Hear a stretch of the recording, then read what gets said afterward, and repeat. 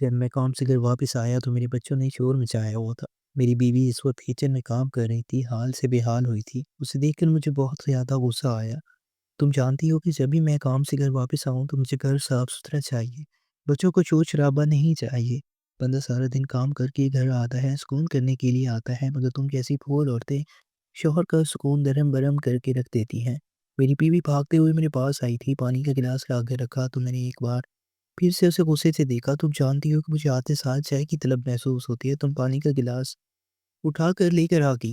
چائے بنا کر لاؤ میرے لیے۔ میرے گھر میں آتے ہی ہر طرف جیسے افراتفری مچ گئی تھی، بچے بھی بہت زیادہ خوف زدہ نظر آنے لگے تھے، اور یہ سب دیکھ کر میں مسکرا دیا تھا۔ مجھے گھر والوں پر اس طرح روب جمانا اچھا لگتا تھا۔ جب بچے میرے سامنے خوف سے گردن جھکا لیتے تو یہ دیکھ کر میرا جیسے سحروں خون بڑھ جاتا تھا۔ میں نے دیکھا تھا کہ جن بچوں کو بچپن میں ہی پیچا آزادی لاڈ پیار دے دیا جائے، وہ بڑے ہو کر اپنے گھر والوں کی بات مانتے اور نہ ان کی خدمت کرتے ہیں۔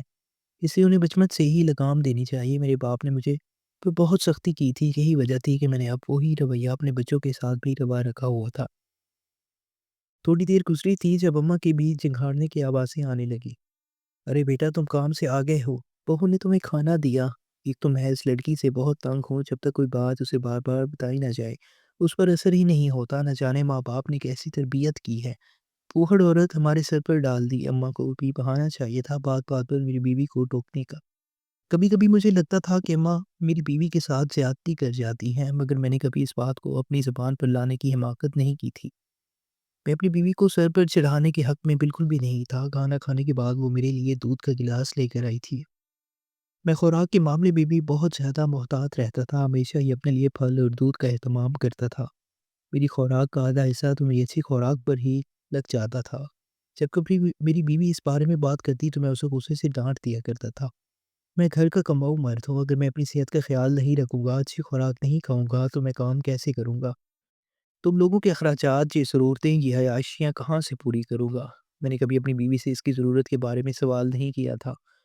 وہ کیسے اپنی ذاتی ضرورتوں کو پورا کرتی ہے، میں اس کے ہاتھ میں بس گھر کے ضروری سامان کے پیسے لا کر رکھ دیا کرتا تھا، اور کبھی کبھی تو سامان بھی سارا خود ہی لے کر آتا، اور اگر اسے پیسے دیتا تو ایک پائی کا حساب لیا کرتا تھا، اور اگر مجھ سے کبھی اس سے حساب لینے میں بھول چوک ہو جاتی تو یہ کام میری اماں بہت اچھے طریقے سے انجام دے لیتی۔ اماں بھی ہر بات بھی میری بہن ہم نوا تھی۔ ارے بیٹا، اپنی صحت کا خود خیال نہیں رکھو گے تو پھر کون رکھے گا؟ اگر کھاؤ گے نہیں تو جان کیسے بنے گی؟ اور یہ جو اتنی آفتیں تمہاری بیوی نے پیدا کی ہوئی ہیں، ان کا بھی کل جہیز تیار کرنا ہے، انہیں گھر سے رخصت کرنا ہے۔ اگر آج ہی مطالعہ کرو گے تو کل یہ سب کیسے ہوگا؟ اماں میری دونوں بیٹیوں کی طرف اشارہ کرتی ہیں جو دونوں مجھے دیکھتی ہیں، اپنے کمرے میں گم ہو جاتی تھی۔ انہیں دیکھ کر ایک قہر بھری نظر میں نے اپنے ان پر ڈالی تھی۔ مجھے لگتا تھا کہ میری بیوی میرے ساتھ ضد کرتی ہے، جیسے اس نے جان بوجھ کر یہ بیٹیاں پیدا کی ہیں تاکہ وہ میرے بوجھ میں، میری ذمہ داریوں میں اضافہ کر سکے۔ میں ہمیشہ سے ہی خود غرض واقع ہوا تھا، اپنی ذات سے آگے مجھے نہ کچھ دکھائی دیتا تھا نہ سنائی دیتا تھا۔ جب میری پہلی بیوی ماں بننے والی تھی تب اس نے مجھ سے اچھے پھل فروٹ کھانے کی خواہش کا اظہار کیا، تب میں نے اپنی بیوی کے منہ پر ایک زوردار تھپڑ جڑ دیا تھا۔ اگر میں تمہاری فرمائشیں پوری کروں گا تو ضرورتیں کہاں سے پوری کروں گا؟ میں اسے ڈرا دھمکا کر خاموش کروا دیا تھا۔ اس دن کے بعد سے میری بیوی نے کبھی مجھ سے فرمائش نہیں کی تھی، اور یہ دیکھ کر میرا سینہ خوشی سے چوڑا ہو جاتا تھا۔ میری بیوی کے بھائی اکثر گھر میں آتے تو چپکے سے اپنی بہن کی مٹھی میں کچھ پیسے دبا کر چلے جاتے تھے۔ اگر تو کبھی میں انہیں یہ پیسے دیتے دیکھ لیتا تو اپنی بیوی کی خوب ہی کلاس لیتا کہ وہ اپنے گھر والوں کے سامنے میری برائیاں کرتی ہے اور انہیں بتاتی ہے کہ میں اس کے اخراجات نہیں اٹھاتا، تو دوسری طرف میں چپکے سے اسے پیسے بھی وصول کر لیا تھا۔ میری بیوی تو مجھے غصے میں دیکھ کر ہی سہم جاتی تھی۔ میری کسی بات سے اختلاف کرنا، مجھے انکار کرنا تو اس نے سیکھا ہی نہیں تھا، اور نہ ہی اس میں اتنی جرأت عطا کی تھی۔ اب تو اس گھر میں آئے ہوئے اب سے 12 سال گزر چکے تھے، اور اب بھی اس میں کبھی کچھ انکار کرنے کی ہمت پیدا نہیں ہوئی تھی۔ دن گزرتے رہے اور میرا یہ رعب و دبدبا وقت کے ساتھ ساتھ ایک آہنی دیوار کی صورت اختیار کر گیا تھا۔ مجھے اپنے گھر میں ایک بادشاہ کی سی حیثیت حاصل تھی، جس کے سامنے کسی کو دم مارنے کی مجال نہ تھی۔ میری بیٹیوں کی عمریں اب بڑھ رہی تھی، مگر میرے لیے وہ آج بھی محض ایک بوجھ اور ذمہ داری کے سوا کچھ نہ تھی۔ میں نے کبھی ان کے سر پر پیار سے ہاتھ نہیں رکھا تھا، اور نہ کبھی یہ پوچھا تھا کہ انہیں کیا چاہیے یا وہ زندگی میں کیا بننا چاہتی ہیں۔ میرے نزدیک بیٹیوں کا مقصد صرف جوان ہونا اور پھر کسی دوسرے گھر کی زینت بننا تھا، جس کے لیے میں نے اسے ابھی جوڑ توڑ شروع کر دیا تھا۔ میری بیوی کی خاموش अब एक मुस्तकिल आदत बन चुकी थी, वो घर में एक साए की तरह चलती-फिरती, हर वक़्त काम में मगन रहती। उसके चेहरे की सर्दी और आँखों के नीचे बड़े स्याह हल्के मुझे कभी नज़र ना आते। मैं जब भी उसे देखता मुझे सिर्फ़ उसकी कोताहियाँ नज़र आती। कभी सालन में नमक कम होता तो मैं पूरा दस्तरख़्वान उलट देता, और कभी चाय देर से मिलती तो मैं उसे उसकी औकात याद दिलाने के लिए बाज़ ना आता। अम्मा मेरे इस रवैये को देखकर खुश होती और कहती, बेटा, मर्द वही है जिसके आने पर घर में परिंदा भी पर ना मार सके। अम्मा की ये बातें मेरी अना को मज़ीद हवा देती। मैं अपनी नौकरी और कारोबारी मामलात में बहुत चुस्त था। दफ्तर में भी मेरा वही रवैया था, मैं किसी की गलती माफ़ नहीं करता था। मुझे लगता था कि दुनिया सिर्फ़ ताकतवरों के लिए और कमज़ोरियों को कुचल देना ही बहादुरी है। मेरी सेहत अभी तक काबिल रश्क थी, क्योंकि मैं अपनी खुराक पर कभी समझौता नहीं करता था। देसी घी, खालिस दूध और बेहतरीन फल सिर्फ़ मेरी साथ के लिए मखसूस थे। मेरी बीवी और बच्चों के लिए दाल सब्ज़ी भी गनीमत थी, और मैं उसे भी उन पर एहसान समझता था। एक शाम मैं अपने दफ्तर से घर की तरफ रवाना हुआ तो बादल छाए हुए थे। सर्द हवा के झोंके चल रहे थे, और मेरा दिल कर रहा था कि घर पहुंचते ही गर्मा गर्म पकौड़े और कड़क चाय तैयार मिले। मैंने रास्ते में ही सोच लिया था कि अगर घर में ज़रा सी भी बेतरतीबी हुई तो आज खैर नहीं होगी। मेरी गाड़ी की रफ्तार मामूली से ज़्यादा थी। मुझे तेज़ रफ्तारी का शौक था, क्योंकि सड़क पर दूसरों को पीछे छोड़ना मुझे एक अजीब सी तस्कीन देता था। मैं अपनी कीमती गाड़ी की स्टीयरिंग पर हाथ जमाए खुद को इस शहर का सबसे कामयाब इंसान तस्वर कर रहा था। अचानक बारिश हो गई, सड़कों पर फिसलन बढ़ गई, मगर मैंने रफ्तार कम करने की बजाय एक्सीलेटर पर पाँव मज़ीद दबा दिया। मुझे अपने तजर्बे पर नाज़ था। इसी दौरान मेरे मोबाइल पर किसी का फ़ोन बजा। मैंने एक हाथ से फ़ोन निकालने की कोशिश की, और बस वही ये लम्हा था जहाँ मेरी ज़िंदगी का तवाज़ुन बिगड़ गया। सामने से एक तेज़ रफ्तार ट्रक गली से में आ रहा था। मैंने उसे देखते ही ब्रेक मारने की कोशिश की, मगर सड़क पर मौजूद तेल और पानी ने मेरी गाड़ी को काबू से बाहर कर दिया। गाड़ी लहराई, टायरों के चिरचिराने की आवाज़ आई और फिर एक ज़ोरदार धमाका हुआ। मेरी गाड़ी सड़क के किनारे लगे एक बिजली के पोल से टकराई और फिर कलाबाजियाँ खाती हुई एक गहरी खाई में जा गिरी। उस वक़्त मेरे ज़हन में सिर्फ़ अपनी बीवी का सहा हुआ चेहरा और बच्चे को खौफ़ज़दा आँखें घूम गईं।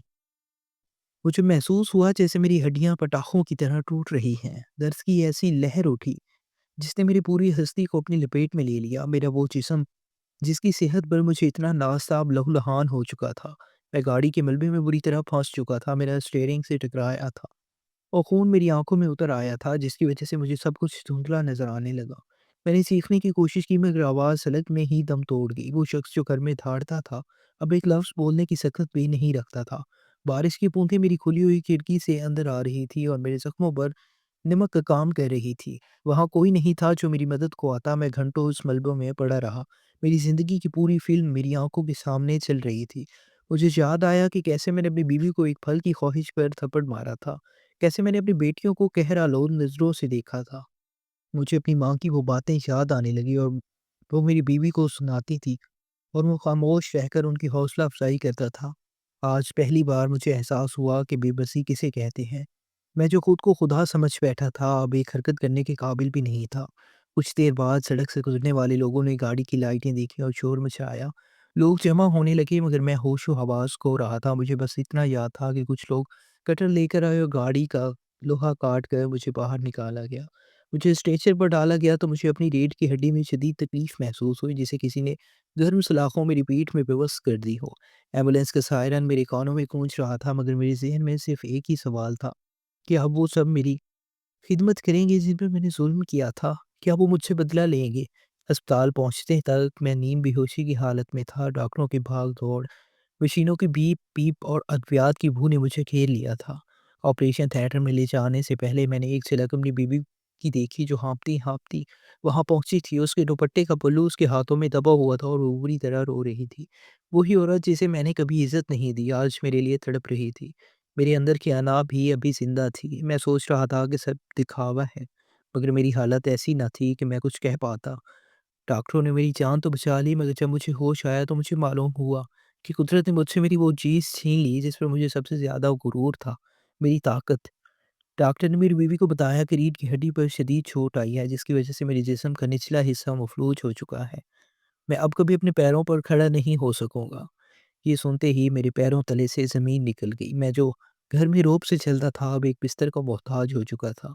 वार्ड में शिफ्ट होने के बाद जब मैंने खुद को सफ़ेद चादरों के दरमियान बेबस पाया, तो मुझे अपने इर्द-गिर्द की दीवारें कैद खाना लगने लगी। मेरी माँ मेरे सराहने बैठी रो रही थी, मगर उनकी बातों में वो पहले जैसा दबदबा नहीं था। मेरी बेटियाँ कमरे के कोने में दबकी खड़ी थीं, उनकी आँखों में अभी भी वही पुराना खौफ था, मगर अब इस खौफ के साथ-साथ एक अजीब-सी खामोशी भी थी। मेरी बीवी मेरे पाँव दबाने की कोशिश कर रही थी, वो ही पाँव जो अब मुर्दा लकड़ी की तरह बेजान थे। कई हफ्ते अस्पताल में गुज़र गए, मेरी खुराक, वो अय्याशियाँ सब धरी की धरी रह गई। अब मैं वही दलिया और उबले हुए खाने खा रहा था, जिन्हें मैं कभी हक़ारत से देखता था। एक दिन जब मेरी बीवी मुझे खाना खिला रही थी, तो मैंने उसकी आँखों में देखा।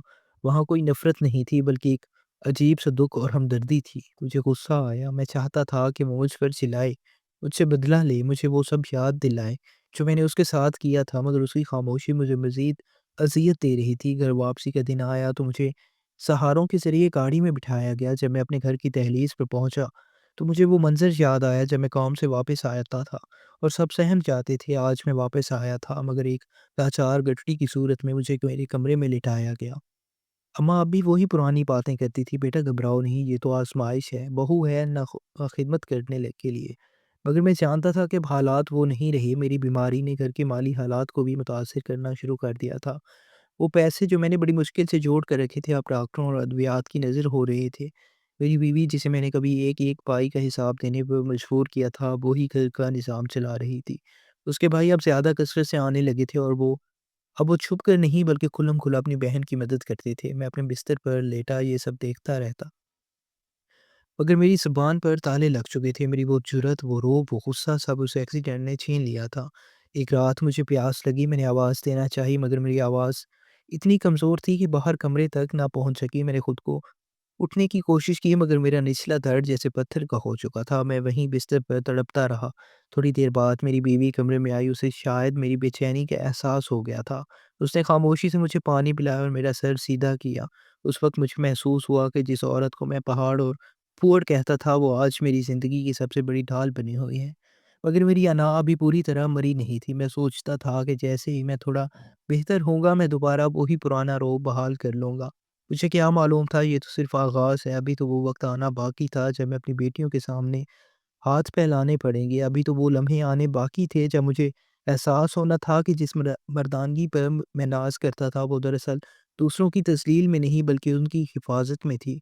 एक्सीडेंट के बाद के ये चंद महीने मेरे लिए सदियों पर मुहित थे। बिस्तर पर लेटे-लेटे मैं छत के पंखे को घूमते रहता था और सोचता कि क्या वाक़ई इंसान इतना बेबस हो सकता है? क्या वाक़ई मेरी बादशाहत इतनी जल्दी ख़त्म हो सकती थी?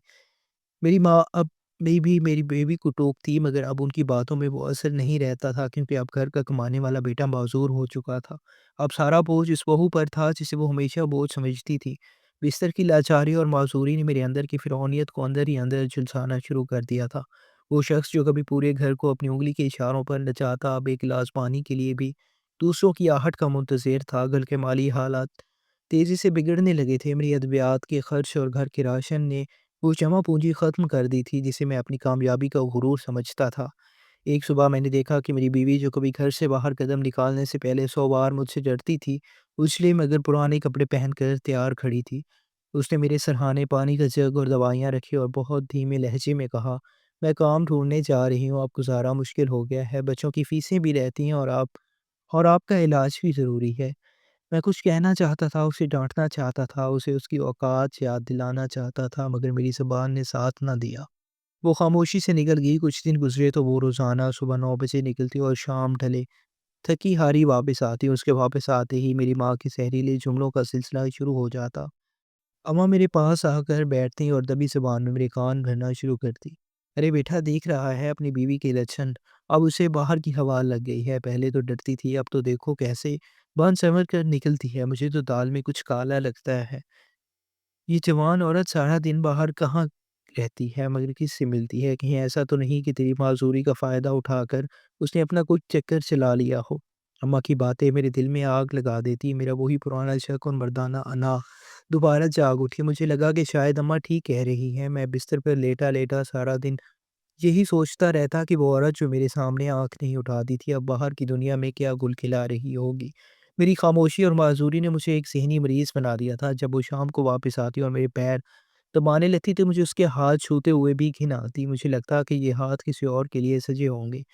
उसके थके हुए चेहरे को देखकर मुझे हमदर्दी नहीं, बल्कि गुस्सा आता कि ये थकन शायद किसी और की खातिर उठाई गई है।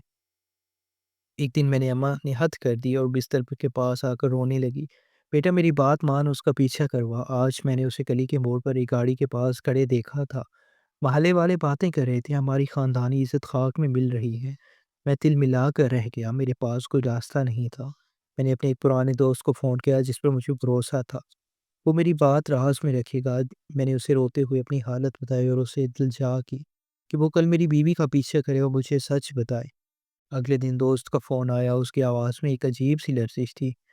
اس نے کہا، یار میں نے تمہاری بیوی کا پیچھا کیا ہے، وہ شہر کی دوسری طرف ایک زیر تعمیر عمارت کے پاس جاتی ہے، تم خود دیکھنا چاہو گے۔ میں نے کسی طرح ہمت جمع کی اور اپنی وہ ویل چیئر نکالی جسے میں نفرت کی نگاہ سے دیکھتا تھا۔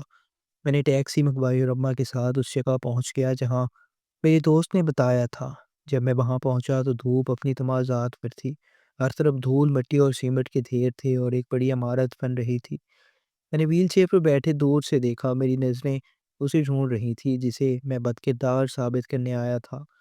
اچانک میری نظر ایک عورت پر پڑی جس نے سر پر بڑا سا دوپٹہ لپیٹا ہوا تھا اور اس کے اوپر اینٹوں کا ایک بھرا ہوا توا رکھا تھا۔ اس کے کپڑے مٹی سے اٹے ہوئے تھے، اس کا چہرہ پسینے اور گرد و غبار سے پہچان میں نہیں آ رہا تھا۔ میں نے غور سے دیکھا، وہ میری بیوی تھی، وہی عورت جسے میں نے 13 سال تک اسے قیدی بنا کر رکھا تھا، جسے میں نے کبھی اچھا پھل نہیں کھانے دیا، جسے میں نے ہمیشہ بوجھ کہا۔ وہ تپتی دھوپ میں مزدوروں کے ساتھ اینٹیں ڈھونڈ رہی تھی، وہ ایک ایک اینٹ اٹھا کر اوپر والی منزل تک لے جا رہی تھی۔ اس کے نازک ہاتھ جو کبھی صابن کی جھاگ سے بھی ڈرتے تھے، آج کھردرے سیمنٹ اور بھاری اینٹوں سے زخمی ہو رہے تھے۔ میں نے دیکھا کہ وہ ایک لمحے کے لیے رکی، اپنا دوپٹہ سیدھا کیا اور اپنی قمیض کی جیب سے ایک چھوٹی سی کاغذ کی پڑیا نکالی۔ اس نے اسے کھولا، شاید اس میں 2-4 سوکھے ہوئے چنے تھے۔ اس نے وہ کھائے اور دوبارہ اینٹیں اٹھانا شروع کر دی۔ یہ سب دیکھ کر میرے سینے میں جیسے کسی نے خنجر اتار دیا ہو۔ میری ماں جو میرے پیچھے کھڑی مسلسل زہر اگل رہی تھی، یکدم خاموش ہو گئی۔ ان کی نظریں بھی اس حقیقت سے ٹکرا گئی تھی جسے جھٹلانا اب ناممکن تھا۔ میرا وہ سارا روب، وہ ساری فرعونیت، وہ چھوٹی انا دھڑام سے نیچے گر گئی۔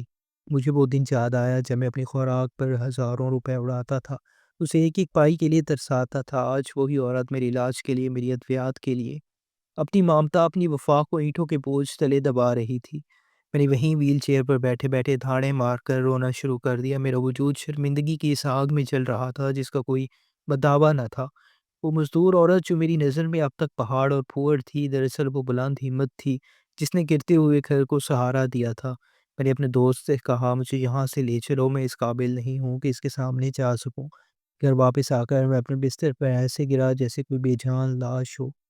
شام کو جب وہ واپس آئی، اس کے پاؤں سوجے ہوئے تھے، اس کے ناخنوں میں سیمنٹ پھنسا ہوا تھا، اس کی کمر جھکی ہوئی تھی۔ وہ ہمیشہ کی طرح پہلے میرے پاس آئی، میرے ماتھے پر ہاتھ رکھا اور پوچھا، آج آپ کی طبیعت کیسی ہے؟